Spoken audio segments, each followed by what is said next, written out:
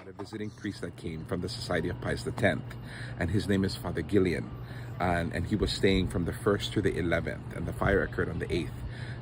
While Father was here, he was saying the traditional Latin Mass daily in his condo. It was this in Maria Lanakila? Yeah, so he wasn't saying Mass in the church, but he was saying Mass at his condo daily. And so he had reached out to me, and I had brought our white vestments to him for him to use for his daily Mass. Right. I also brought him a small statue of Our Lady Queen of Peace, the patroness of our diocese.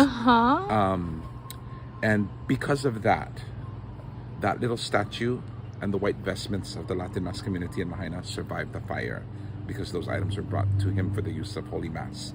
Out of all the statues and of all the things that I own and all of that, the only thing that survived was that little statue of Our Lady Queen of Peace and the white vestments. Oh my God! In the fire. In the fire. Everything else we lost. In his little station that he was staying at. Oh, I just got goosebumps. So, but thanks be to God, he made it out alive. I made it out alive, and actually he had a visiting priest that was visiting, and that morning he was staying in Lahaina, and the telephone poles fell down. So he was checking out of Lahaina and checking into Kihei. Yeah. So the telephone poles fell down. He called me in the afternoon. The wind was crazy.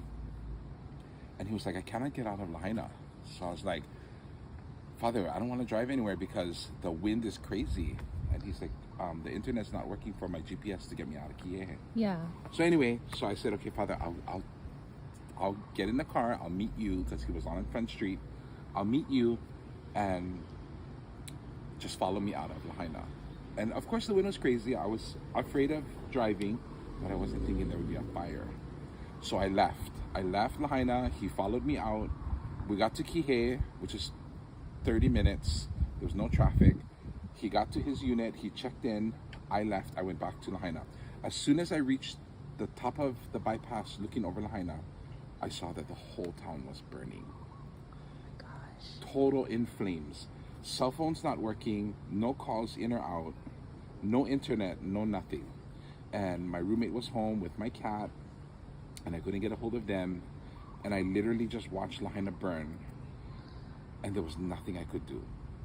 So I drove down to one of the little beach parks off the road, and took shelter there in that parking lot. And that's when some of the people from Lahaina were coming out covered in ashes, saying they lost everything and how the whole town was burning. So for me, by the grace of God, that situation with the priest happened and I got out. Yeah. My roommate, after we connected later on that night, he left the house as the house was burning. Oh my goodness. Because there was no warning. You couldn't smell the smoke because the wind was blowing just towards Lanai. So the fire was spreading outwards, and they didn't know. It was our neighbors that he saw outside, like crazily hurrying to do stuff, and he was like, "What's going on?" And they're like, "The fire is here." And he's like, "What fire?" And so he went in the house and he grabbed his car keys and he grabbed the t-shirt, and as soon as he got out, the house next door was burning and ours was starting to burn. And he got into the traffic. Oh gosh. Because people couldn't get out of town because the telephone poles were down, trees were down. Then the smoke was so black, people didn't know which way to go. And by the grace of God, he turned around out of the traffic and headed south. And he said those people in the cars didn't make it because they didn't have the idea to turn around. It was awful. So thankfully my sister took us in, and now we're here, thank God. Yeah, thank God. So you know firsthand how many bodies were there. Oh yeah. It's not what the news is saying at all. Absolutely. The death toll is going to be horrendous. And you know it's going to rain tomorrow, and and already with the names that they're bringing out, we know a lot of those people, like all of them basically.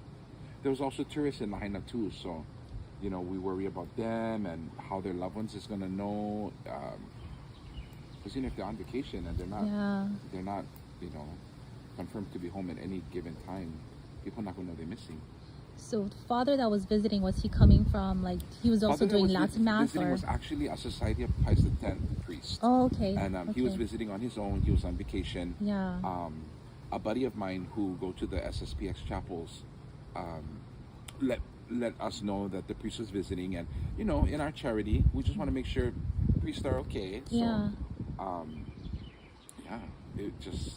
Praise God, he was able to get out there too. And the priest said the same thing. He said, by the grace of God, you actually took the charity and said, Father, stay where you are, I'm coming to get you. Yeah. Which got us out.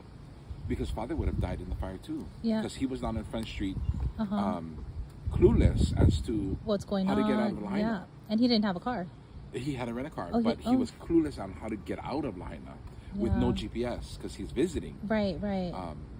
So. Oh, imagine everybody else. Imagine everybody else. Imagine everybody else in the chaos. I didn't think about that. And the fire came so fast. I think the news said it was like 17 minutes, 15 minutes. Something like that. Right. Where everything just was gone.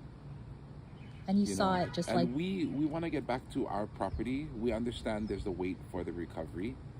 But, you know, we got word of the looting that was happening right after. And it's just a mess. It's just a mess.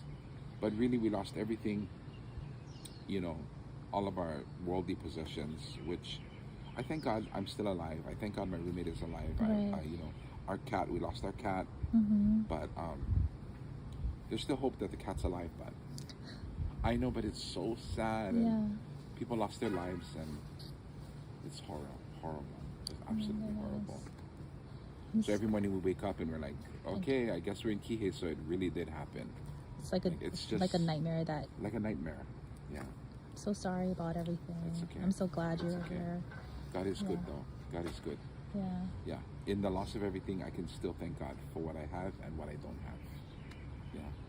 And it warmed my heart yesterday. Bishop texted me, and that made the world to me, you know, that he was like, you know, I heard you lost everything, and I'm thinking of you, praying for you. I was like, oh my gosh, Bishop, that means the world to me.